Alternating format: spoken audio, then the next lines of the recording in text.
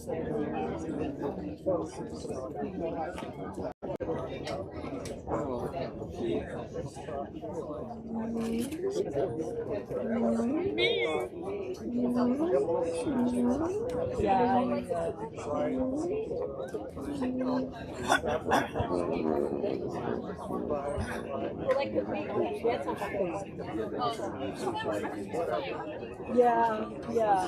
And, I know a lot of friends.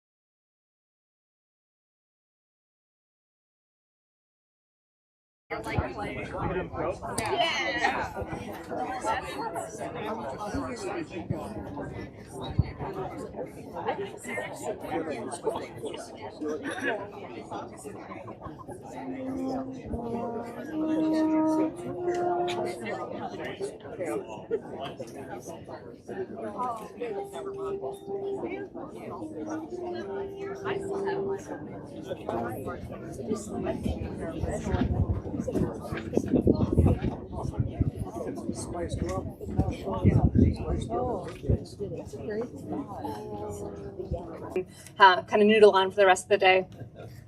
We are a volunteer-driven and donation-funded organization. We're a nonprofit. So if you feel resourced and inclined to contribute financially tonight, there's information in your program about how to do that. Any financial contributions are really helpful for us to continue doing the free things we do in the musical community here and the broader musical community in the galaxy, in fact. Yeah. Regardless of if you choose to donate financially or not, we really appreciate your presence. That kind of support is also really meaningful to us. So thank you for things like pep talks before concerts, cheering us on, driving us to rehearsals. All of those things matter. So thank you so much for being here. I will now turn it over to our fantastic musical director, Sarah.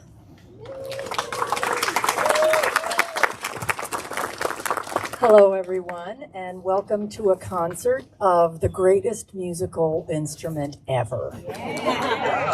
And not only is it the greatest musical instrument ever, but we have many different types of instrument in our history. And so the arc of our evening is beginning with music from our instrument's history, which is very exciting. And then we'll go arcing through this year's theme, which is peace, love, and hope. So the history and development of the horns you'll hear mostly tonight, and the development of orchestra horns came from an instrument of the hunt. And there were many types, but we have several of them tonight. The instrument of the hunt from the 18th century, and this tradition has never gone out. It's been alive in Austria, the Czech Republic, other Eastern countries, France, Germany, Italy, and now in Minnesota. I want to introduce you to Jeff Ullman, who will say a few words about the musical selection that the Horn Club affiliate, the Jagdhornverein, Twin Cities, is presenting this evening. Go ahead, Jeff. Thank you, Sarah. Thank you, Sydney. Yes, we are Jagdhornverein Twin Cities. This ensemble started basically a year ago by most of the people you see here and a few others who decided that it was a good use of time and material to explore what these historical instruments could do. The piece we are playing tonight is by a 20th century composer named Friedrich Deisenroth. There is a very fine program note that's available online. Some of you may have seen the QR code moving around. That really gives you everything you'd want to know about this. It is kind of inspired by a French gentleman by the name of the Marquis Marc-Antoine de Dampierre, who is considered pivotal in converting or adding the musical element to the hunting element. The hunt was there for centuries, and it was in the late 1600s, early 1700s that it began to be a musical instrument as well. So this is in 4 movements, the Marquis de Dampierre Suite by Friedrich Deisenroth. Thank you.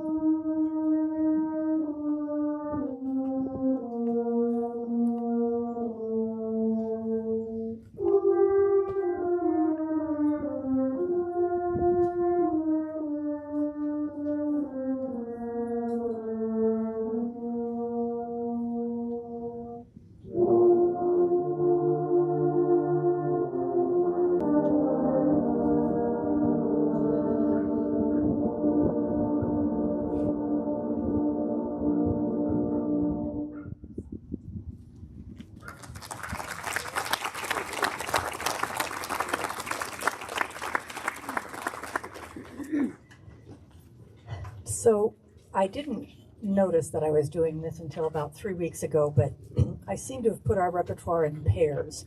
So Dona Nobis Pacem, Grant Us Peace, is one of those oldies but goodies. And another one that's coming right now in this oldies but goodies comes to us from around the time of World War I. Look for the silver lining. Look on the bright side. And so this came out after World War I to kind of say, buck up, look on the bright side. And over generations, this sentiment and this catchy little tune has been reinvented, put into musicals, and it's kind of like the Parforce horn on ensembles. It's never gone out of style. And so this is our arrangement in kind of a jazz style. Look for the silver lining.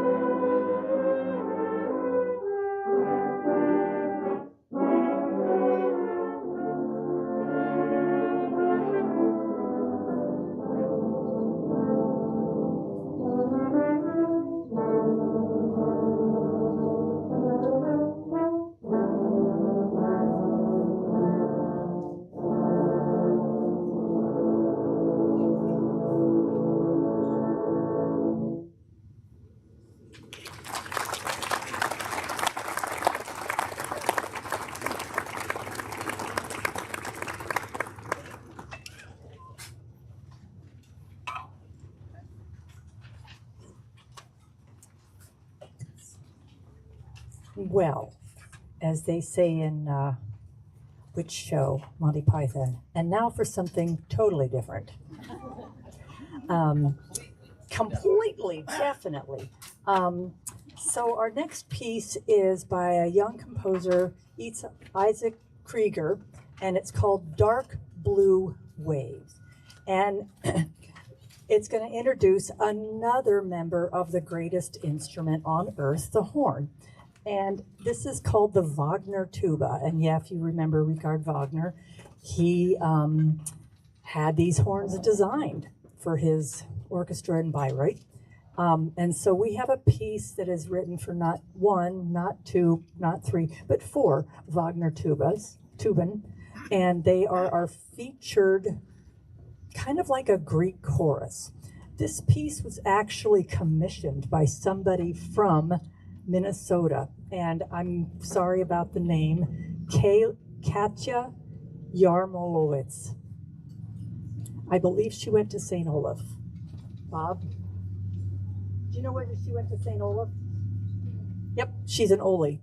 And so she commissioned this work for our ensemble, but it's dedicated to the people in the Twin Cities, dedicated to the community specifically of Minneapolis for their fierce and inspiring resilience.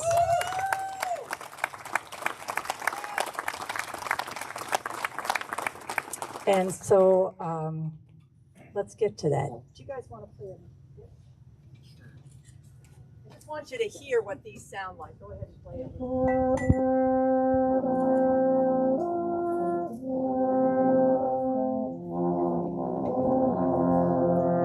Sounds like a horn.